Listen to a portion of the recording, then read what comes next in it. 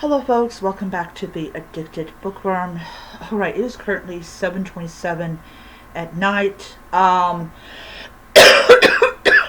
Normally, today I was supposed to be at this time in this day, I was supposed to be at work. However, my manager called me up about 5:15 in the morning and said, hey, the only person's here besides me is, I don't even know the woman's name. Very nice lady, though. Very nice lady. She's always energetic, and I really wish I was her. I really wish I was her.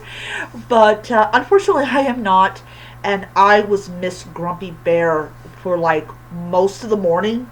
And I know I got on my GM's nerves, but this is what happens when you only had like 4 hours and 15, 5 hours and 15 minutes of sleep. It's just not good.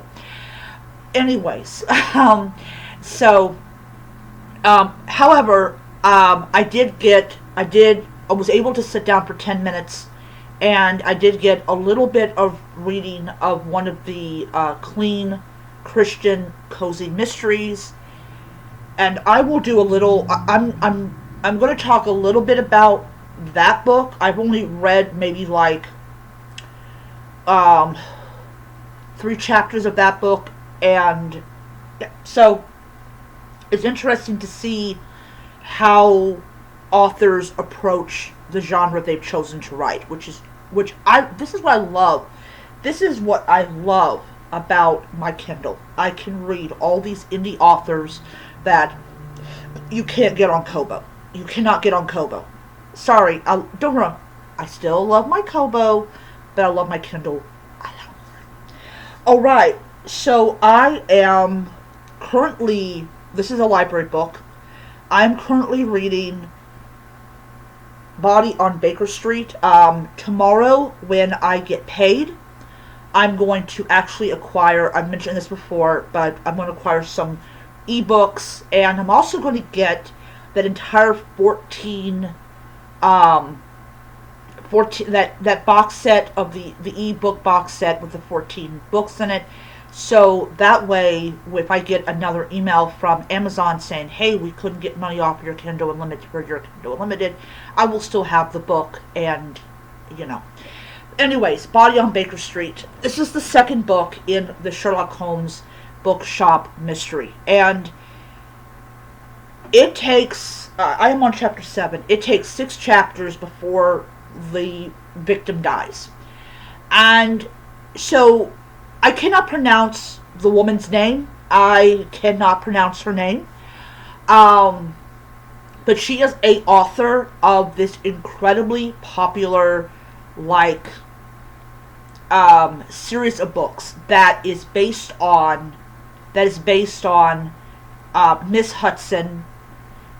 So one of the weird things about Sherlock Holmes, and I write my own version, though it's in the modern world, and Holmes and Watson are been dead for a very long time. It is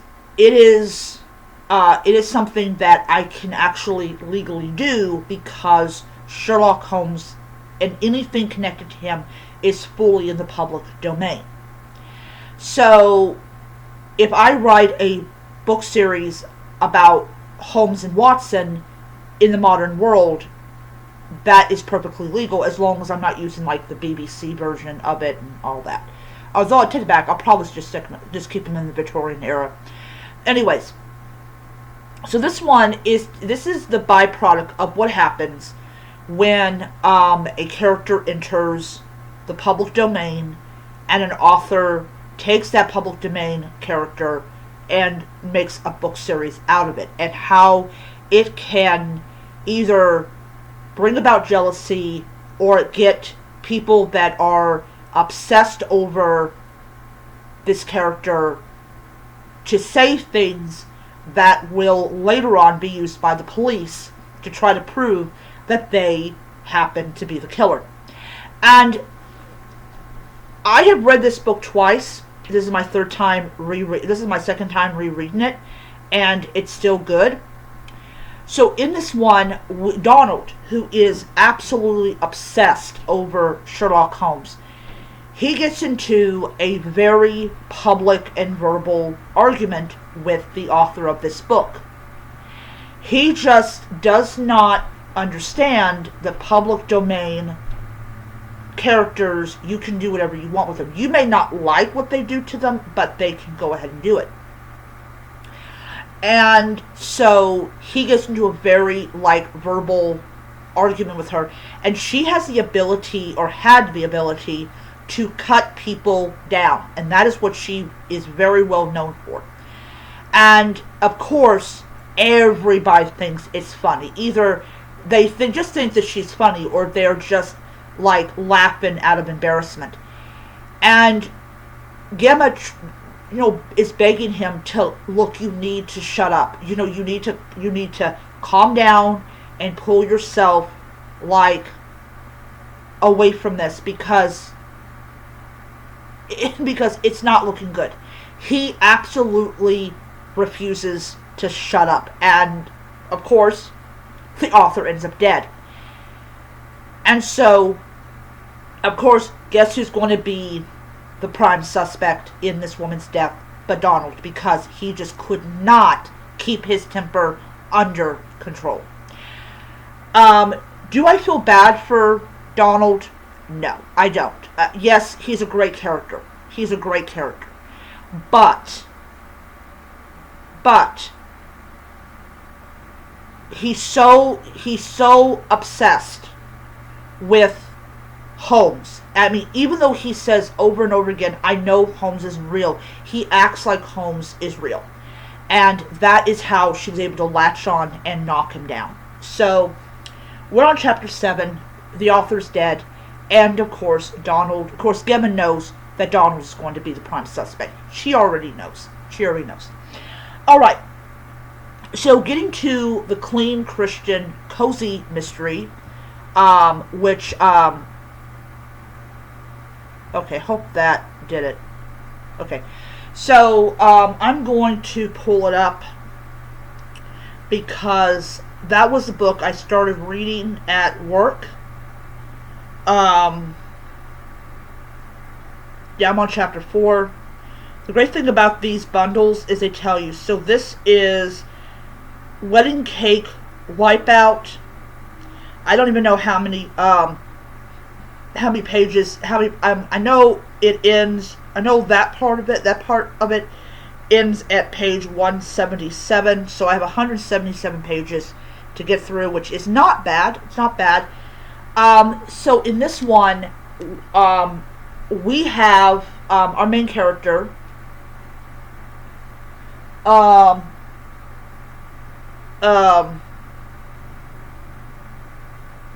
Molly Gertrude. Now, Marley Gertrude the Fifth is the fifth woman who was named after the original Molly Gertrude in her family.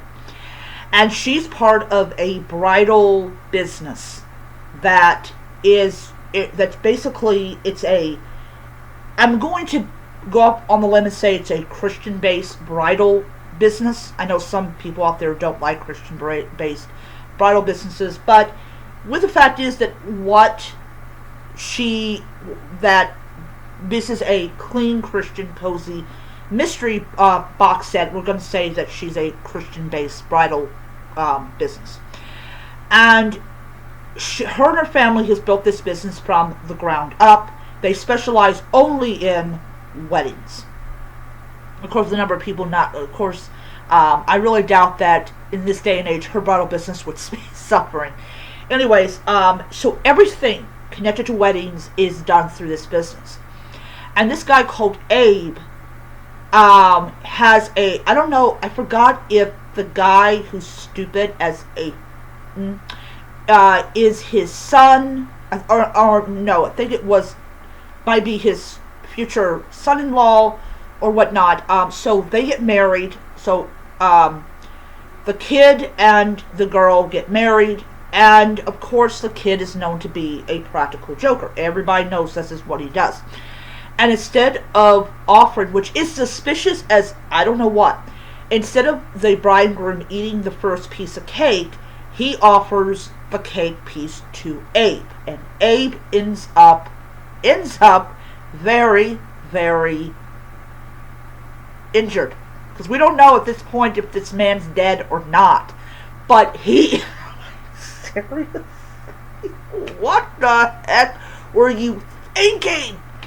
Probably not much. Anyways, Molly is very she's very pushy as a character, and I'm just like, okay. Okay, you're a little too pushy. Anyways, I'm on chapter 4 of the book. They still don't know if Abe is dead or not, but there's kind of a suspicion that he might be dead. Anyways, I'm going to continue with this book. The chapters are surprisingly really short.